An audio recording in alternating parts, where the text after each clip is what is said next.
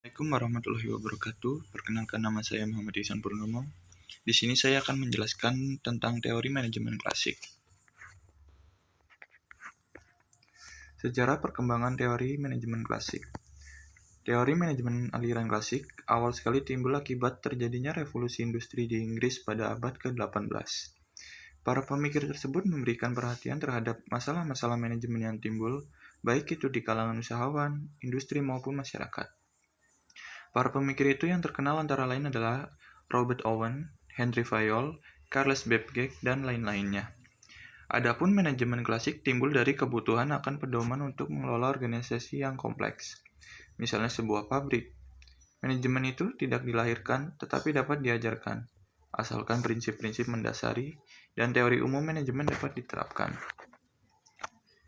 Ciri-ciri dari teori manajemen klasik antara lain adalah sebagai berikut. Yang pertama adalah memberikan perhatian khusus pada efisiensi organisasi. Yang kedua adalah mengutamakan deskripsi tugas dalam organisasi. Yang ketiga, mengandalkan sistem terkendali dalam hierarki organisasi. Yang keempat, menganggap manusia sebagai unsur paling penting dalam organisasi. Dan yang kelima adalah menganggap keahlian manusia sebagai faktor penting bagi deskripsi tugas. Tokoh-tokoh manajemen klasik. Yang pertama adalah Robert Owen. Yang kedua adalah Babbage. Yang ketiga adalah Frederick W. Taylor. Dan yang keempat adalah Henry L. Gantt. Robert Owen. Dimulai pada awal tahun 1800-an sebagai manajer pabrik pemintalan kapas di New Lanark, Skotlandia. Robert Owen mencurahkan perhatiannya pada penggunaan faktor, bahwa bila mana terhadap mesin diadakan suatu perawatan yang baik akan memberikan keuntungan kepada perusahaan. Demikian pula halnya pada tenaga kerja. Apabila tenaga kerja dipelihara dan dirawat, dalam arti adanya perhatian baik kompensasi, kesehatan, tunjangan, dan lain sebagainya, oleh pimpinan perusahaan akan memberikan keuntungan kepada perusahaan. Selanjutnya, dikatakan bahwa kuantitas dan kualitas hasil pekerjaan dipengaruhi oleh situasi ekstern dan intern dari pekerjaan. Atas hasil penelitiannya, Robert Owen dikenal sebagai bapak manajemen personalia. Yang berikutnya adalah Babbage. Charles Babbage adalah profesor matematika dari Inggris yang menaruh perhatian dan minat pada bidang manajemen. Dia percaya bahwa aplikasi prinsip-prinsip ilmiah pada proses kerja akan menaikkan produktivitas dari tenaga kerja dan menurunkan biaya. Karena setiap pekerjaan dilakukan secara efektif dan efisien. Dia menganjurkan agar para manajer saling bertukar pengalaman dalam penerapan prinsip-prinsip manajemen. Kontribusinya terlihat dari bukunya yang berjudul On the Economy of Machinery and Manufactures. Dia menganjurkan pembagian kerja atau division of labor.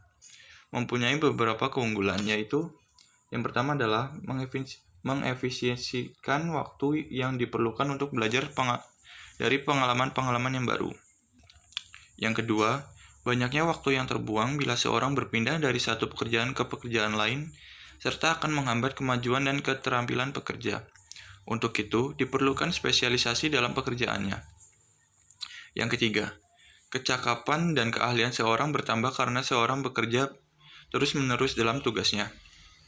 Yang keempat, adanya perhatian pada pekerjaannya sehingga dapat meresapi alat-alatnya karena perhatiannya pada hal itu-itu saja.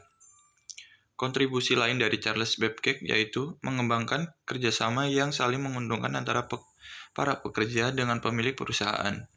Juga membuat skema perencanaan pembagian keuntungan. Yang tiga ada Frederick W. Taylor. Frederick W. Taylor dikenal dengan manajemen ilmiahnya dalam upaya meningkatkan produktivitas. Gerakannya yang terkenal adalah gerakan efisiensi kerja. Taylor membuat prinsip-prinsip yang menjadi intinya manajemen ilmiah yang terkenal dengan rencana pengupahan yang menghasilkan turunnya biaya dan meningkatkan produktivitas mutu, pendapatan kerja, dan semangat kerja karyawan. Adapun filsafat Taylor memiliki 4 prinsip yang ditetapkan, yaitu 1. Pengembangan manajemen ilmiah secara benar.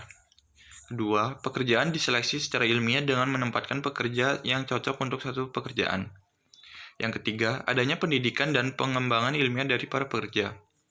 Yang keempat, kerjasama yang baik antara manajemen dengan pekerja. Dalam menerapkan keempat prinsip ini, beliau menganjurkan perlunya revolusi mental di kalangan manajer dan pekerja. Adapun prinsip-prinsip dasar menurut Taylor mendekati ilmiah adalah: 1. Adanya ilmu pengetahuan yang menggantikan cara kerja yang asal-asalan. 2. Adanya hubungan waktu dan gerak kelompok.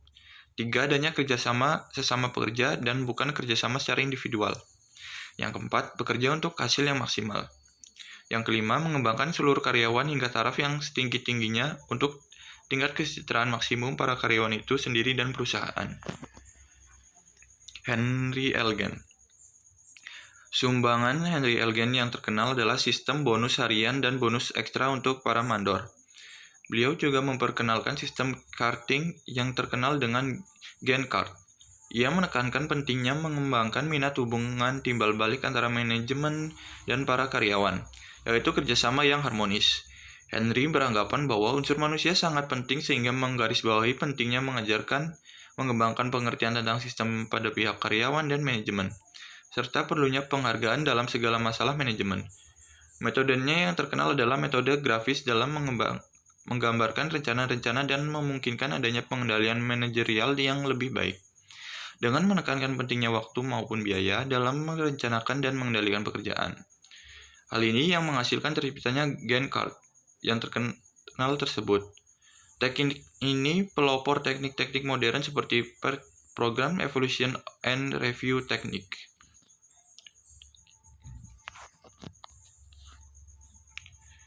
Pokok teori manajemen klasik. Teori manajemen aliran klasik terbagi menjadi dua, yaitu teori manajemen ilmiah dan teori organisasi klasik. Teori manajemen ilmiah.